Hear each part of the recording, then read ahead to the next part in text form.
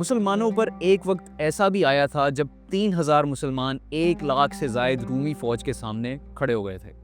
نہ تعداد برابر تھی، نہ ہتھیار برابر تھے، اور نہ کوئی جنگی قلعہ تھا ان کے پاس۔ صرف ایمان، عقیدہ اور ایک ناقابل شکست جذبہ تھا۔ یہ ہے جنگ موتا کی ناقابل فراموش داستان۔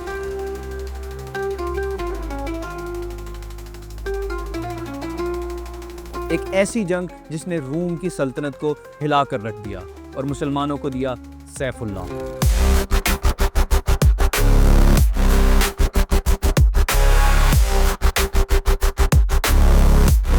نبی کریم صلی اللہ علیہ وسلم نے اسلام کے پیغام کو دنیا کے گوشے گوشے تک پہنچانے کے لیے اپنے قابل اور صادق ساتھیوں کو بطور سفیر روانہ فرمایا۔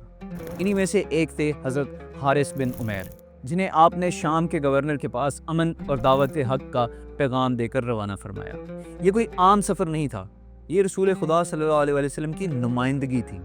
یہ بین الاقوامی سفارت تھی جس کا احترام عرب و عجم، روم و ایران ہر جگہ کیا جاتا تھا۔ لیکن جب حضرت حارث اس موقع پر پہنچے تو روم کے اتحادی اور عیسائی گورنر شرجیل بن عمر نے نہ صرف اسلامی پیغام کو رد کیا بلکہ تمام سفارتی روایات کو روندتے ہوئے حضرت حارث کو بے دردی سے قتل کر دیا۔ یہ سفیر کا قتل نہیں تھا، یہ اسلام کی حرمت پر وار تھا۔ یہ سفارت پر حملہ نہیں بلکہ ثبوت کے پیغام پر تلوار چلا دی گئی تھی۔ جب حضرت حارث بن عمیر کی شہادت کی خبر مدینہ پہنچی تو مسلمانوں کے جسموں میں خون کھولنے لگا۔ یہ صرف ایک شخص کا قتل نہیں تھا، یہ اسلامی ریاست کو ایک کھلا چیلنج تھا۔ یہ گویا اعلان تھا کہ ہمیں تمہارے پیغام کی ضرورت نہیں اور تمہارے سفیروں کو ہم زندہ نہیں چھوڑیں گے۔ نبی کریم صلی اللہ علیہ وسلم نے اس جارحیت کا جواب بڑی حکمت اور عزت کے ساتھ دیا۔ آپ نے یہ رائے فرمایا کہ ہم سفیروں کے قاتل کو امن نہیں دیں گے، اب جواب میدان میں دیا جائے گا، لشکر تیار کیا جائے۔ مدینہ کی گلیوں میں اللہ اکبر کے نعرے گونجنے لگے اور ایک لشکر تیار ہوا، صرف 3000 سرفروشوں پر۔ پھر جب قیادت کا وقت آیا تو نبی کریم صلی اللہ علیہ وسلم نے نہایت دانائی سے فرمایا کہ اگر لشکر کے پہلے امیر حضرت زید بن حارثہ شہید ہو جائیں تو ان کے بعد قیادت حضرت جعفر بن ابی طالب سنبھالیں گے، اور اگر وہ بھی شہید ہو جائیں تو علم حضرت عبداللہ بن رواحہ اٹھائیں گے، اور اگر ان میں سے کوئی بھی نہ بچے تو پھر تم مسلمانوں میں سے جو تم میں سب سے بہتر ہو اسے اپنا امیر منتخب کر لینا۔ یہ قیادت کی ایسی مثال تھی جہاں منصبی شان نہیں بلکہ قربانی اور ایمان کی بلندی شرط تھی۔ مسلمانوں کا قافلہ میدان موتا میں داخل ہوا۔ سامنے افق پر پھیلا ایک عظیم الشان لشکر، 1 لاکھ سے زائد رومی سپاہی، زرہ پوش، نیزہ بردار، گھڑ سوار، زمینیں تلواروں سے لرز رہی تھی اور فضا تکبر کے نعروں سے بھر گئی تھی۔ اور ادھر صرف 3000 مسلمان مجاہدین، نہ طاقت کا گھمنڈ، نہ ساز و سامان کی کثرت، بس ایمان، اقان اور رب کی نصرت کا یقین تھا۔ پھر نبی کریم صلی اللہ علیہ وسلم کے حکم کے مطابق حضرت زید بن حارثہ نے علم تھاما اور سب سے پہلے دشمن کی صفوں میں گھس گئے۔ تلواریں چمکی، نیزے گڑے، مگر حضرت زید پیچھے نہ ہٹے، یہاں تک کہ جام شہادت نوش فرمائی۔ پھر حضرت جعفر بن ابی طالب آگے بڑھے، علم تھاما، دشمن پر ٹوٹ پڑے، ایک ہاتھ کٹا تو تلوار دوسرے ہاتھ میں لے لی، دوسرا ہاتھ بھی شہید ہو گیا تو پرچم کو بازوؤں کے درمیان سینے سے لگا لیا، یہاں تک کہ ان کا جسم ٹکڑے ٹکڑے ہو گیا، لیکن علم زمین پر نہ گرنے دیا۔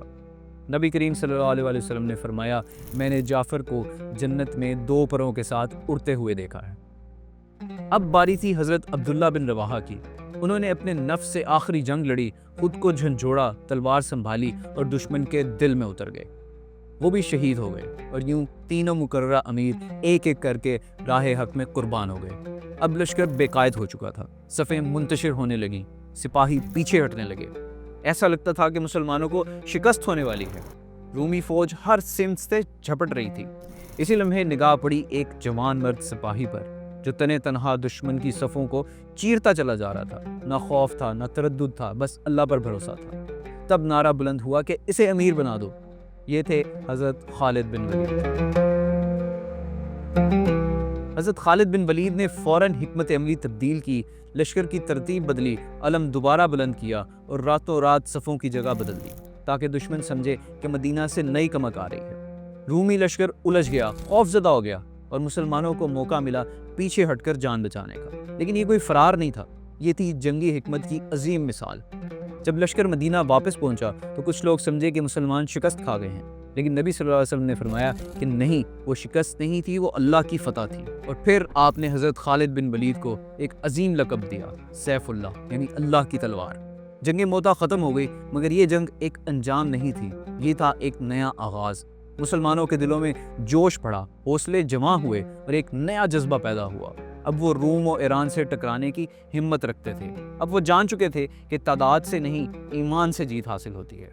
یہی جذبہ آگے چل کر عظیم اسلامی فتوحات کی بنیاد بنا۔ شام، عراق، ایران، مصر، ایک ایک کر کے ساری سلطنتوں کی دیواریں گرتی گئیں، اور ان فتوحات میں جس نام نے دشمن کے دلوں کو لرزایا، جو میدان جنگ میں نقش قیادت بن کر ابھرا، وہ کوئی اور نہیں تھا، خالد بن ولید تھے۔ کہ جب قیادت مخلص ہو، دلوں میں یقین ہو، تو ایک مٹھی بھر لشکر بھی تاریخ بدل سکتا ہے۔